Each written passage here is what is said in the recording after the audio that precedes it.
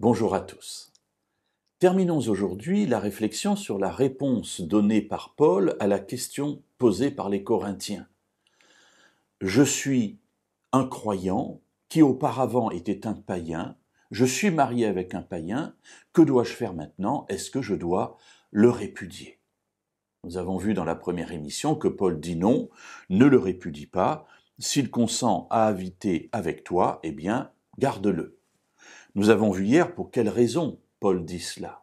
Eh bien simplement parce que Dieu dans sa grande bonté fait que la bénédiction qui repose sur nous en tant que croyants, eh bien va déborder en quelque sorte sur tous ceux qui m'entourent et premièrement sur mon conjoint.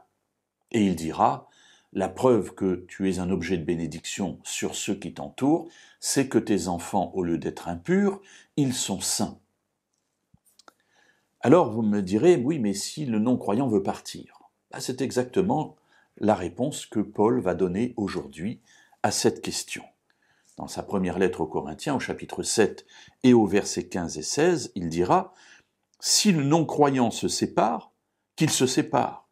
Le frère ou la sœur n'est pas lié en pareil cas, Dieu nous a appelés à vivre dans la paix. »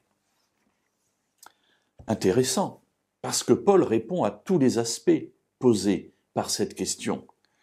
Bien, c'est vrai, moi je ne peux pas rejeter celui qui vit avec moi sous prétexte qu'il est resté incroyant, mais que faire s'il veut partir?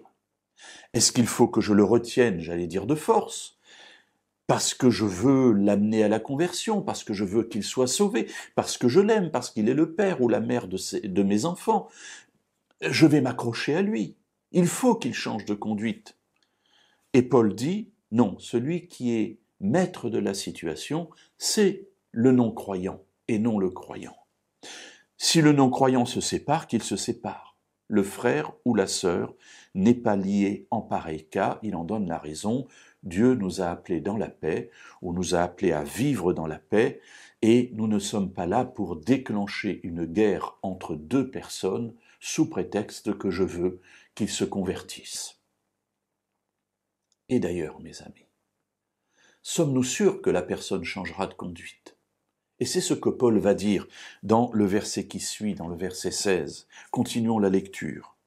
En effet, comment savoir, femme, si tu sauveras ton mari, ou comment savoir, mari, si tu sauveras ta femme? Et ainsi Dieu nous dit, tu dois respecter le libre arbitre de l'autre personne, parce que tu ne sais pas si tu seras capable de l'amener au salut. Est-ce que c'est nous qui amenons les gens au salut? Comment savoir si tu sauveras ton mari ou ta femme?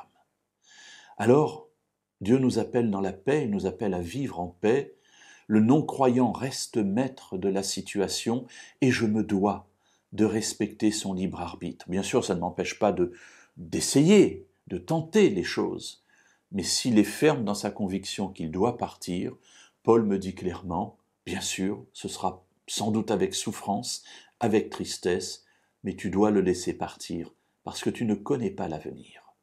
Et Dieu seul conduira peut-être cette personne à l'aimer et finalement à être sauvé. Mais toi, tu ne le peux pas, alors laisse-le partir.